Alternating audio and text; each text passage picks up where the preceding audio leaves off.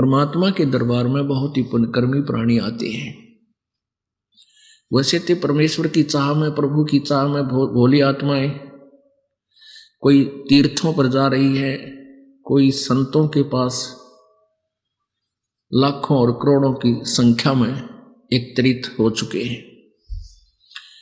उनके विषय में परमात्मा कहते हैं कि देखा देखी गुरु शिष्य बन गए, किया ना तत्व विचारा। देखा देखी कैसे जाते हैं? जैसे एक पंथ के, जो बहुत बड़ा पंथ है वर्तमान में, बहुत बड़े ज्यादा अनुयायी है उसके, तो उनके अधिक अनुयायी होने का कारण क्या था?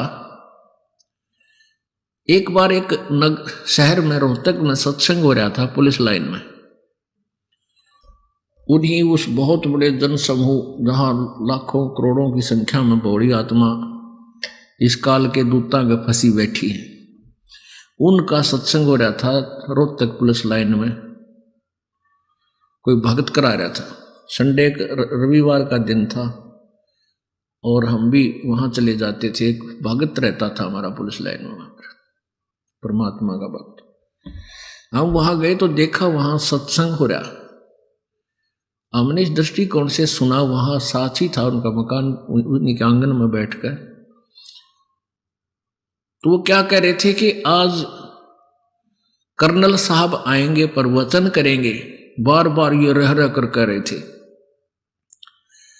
और आसपास उन्होंने यही कह रहा था कि कर्नल साहब आएंगे और आज के प्रवचनकर्ता वो होंगे। तो जब वो आम व्यक्ति ये सोचता है कि ये कर्नल साहब यहां आए हैं, तो ये तो बहुत बड़े बुद्धिमान समझदार व्यक्ति हैं, इन्होंने ज्ञान को समझा है और ये फिर आगे बता रहे हैं, इसलिए हमें कोई शंका की गुंजाइश नहीं रही कि जहां ऐसे अधिकारी अफसर भी यहां आए हैं। तो वो भोली आत्मा काल के जाल में न्यों फंसती चली गई। उस कर्नल साहब ने अपनी मिलिट्री के बारे में तो जानकारी हो सकती है, लेकिन अध्यात्म ज्ञान को वो के जाने।